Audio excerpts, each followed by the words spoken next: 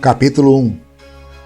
Um olhar sobre vídeos do TikTok, sobre superficialidades, apelativos de voz infantis, anacronismos e saltos no tempo. Verifiquei recentemente um vídeo que aborda um período que já se supõe um espaço da antiga Galécia Sueva, que já estaria em recuperação pelos novos reinos cristãos em formação após aquela dissipação do poder visigodo, ou seja, já havia ali uma balança entre um poder cristão e um poder islâmico. E nesse mapa não aparece necessariamente quando que começa e de onde começa tudo isso. Não se sabe ao certo em que momento começou. Então esse mapa pode ser do ano 800, ou do ano 900, ou do ano 1100. Logo, omite-se o período inicial de confinamento daquela nobreza, ou melhor, dos senhores territoriais asturgalaicos, no que poderíamos chamar de recomeço ou marco zero. Astúrias. Há uma negativa de que os Omíadas tiveram seu expansionismo atingido terras acima do rio Minho, como se essas terras tivessem permanecidas intocáveis das mãos do grande poder islâmico, aquele grande poder que teria em poucos anos controlado os principais centros visigodos como Tulaitula, Toledo, Spali, Sevilha, Márida, Mérida, Valentina, Valência, Saragoça, Lugo, Córdoba, Elvira, Granada, Brácara, Conímbriga, Coimbra, Astúrica, Lisbon, Lisboa, Ourense, Ourense, Tude, Tui. Se essas cidades foram tomadas em pouco tempo, por que cidades mais ao norte ou mais ao noroeste não poderiam ter sido ocupadas também? Evidentemente que entre 711 a 708 a Galécia esteve sob controle direto omíada, mas isso não foi duradouro, e para o poder omíada a Galécia não era tão importante. Quando olhamos para aquela apresentação TikTok do mapa que mostra já uma Galécia em dimensões maiores, isso significa que pensou-se em fazer uma apresentação de uma fase posterior daquela retração da nobreza asturiana naqueles primeiros governos. E precisamos recordar que nesses primeiros governos não havia capital Oviedo, muito menos Leão, que seria bem depois. Também não havia ainda a cidade de Compostela, como sede do poder religioso. Então presume-se que esse vídeo simboliza uma fase já adiantada dessa Galécia. Eis o problema da simplificação da história. Ela é cativante para os mais desatentos, mas torna as pessoas sujeitas a qualquer tipo de manipulação historiográfica. Mas então, por que os Omíadas não avançaram tanto, ou por que não ficaram tanto na Galécia?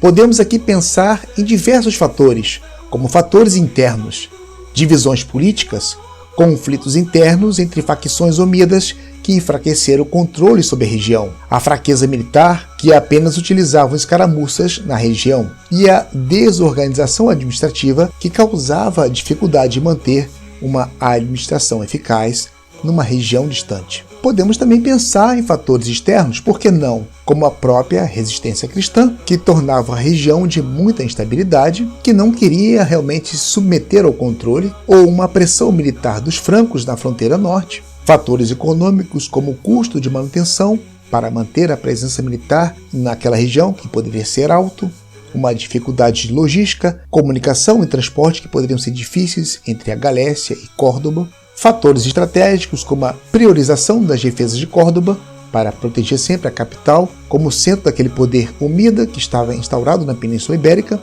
E aí tem outras implicações que a gente acaba não olhando muito para esse lado. A gente acaba relativizando muito a poder islâmico ou poder muçulmano, e não entrando muito nos detalhes de quem eram esses outros. Então, olhamos muito sem entendê-los, né? Então existe um império omida. Nem todos que estavam fazendo essa ocupação na península eram necessariamente árabes, ou eles vinham da Arábia, né? Mas eles pertenciam a esse império e eram partes desse império omida, que foi um califado omida até certo tempo, e depois vai virar um emirado omida dentro da Península Ibérica. Uma certa autonomia em relação ao Império Abássida. Há um golpe lá do outro lado. E ele vai se distanciando dos abássidas. Depois vira um califado de Córdoba. Depois tem uma fase de desintegração chamado de Reino de Taifas. Depois vem um reino do norte da África chamado os Almorávidas. Depois vem os Almohadas. Então são circunstâncias bem diferentes ao longo desses tempos, ao longo desses séculos que eles ficaram nessas regiões. E eles trouxeram muitas coisas importantes e a gente às vezes acaba não reconhecendo, como a própria medicina, artes e ofícios, comércio e finanças, ciências, matemáticas, filosofia, dança e música, arquitetura, introdução de novas formas de alimentação, novos hábitos alimentares, até mesmo a higiene pessoal, a astronomia, etc. Então não é simplesmente uma ocupação militar. Foram muitos séculos de muita convivência com os povos nativos que já viviam ali.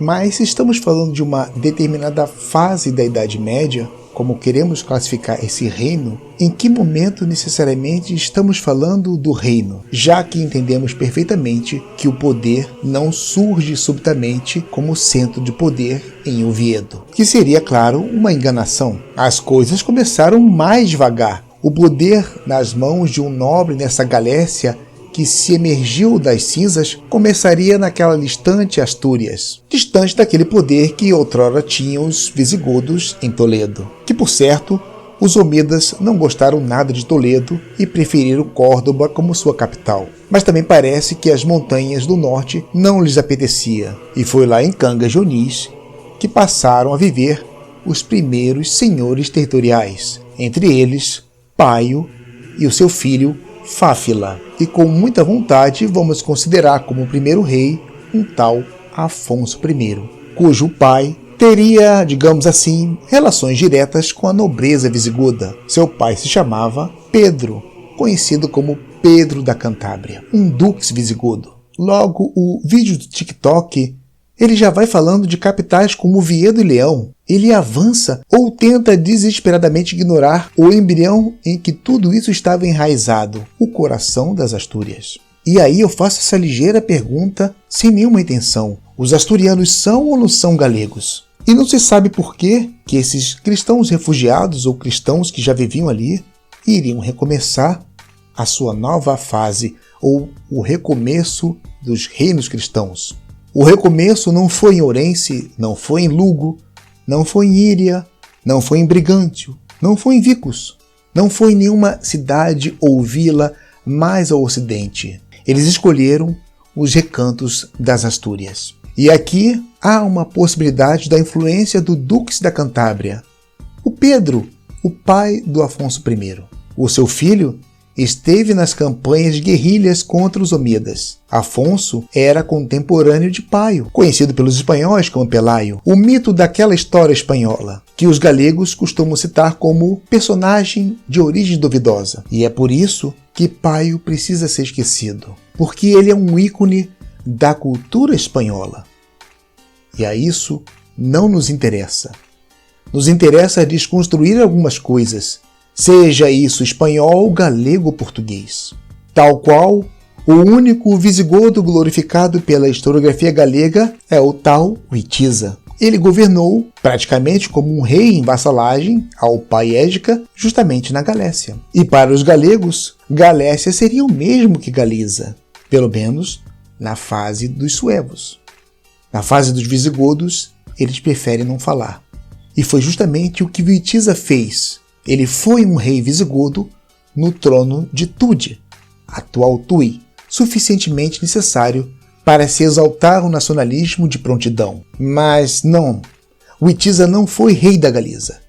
Ele foi rei da Galécia, que, como sabemos, ia muito além dos espaços da Galiza.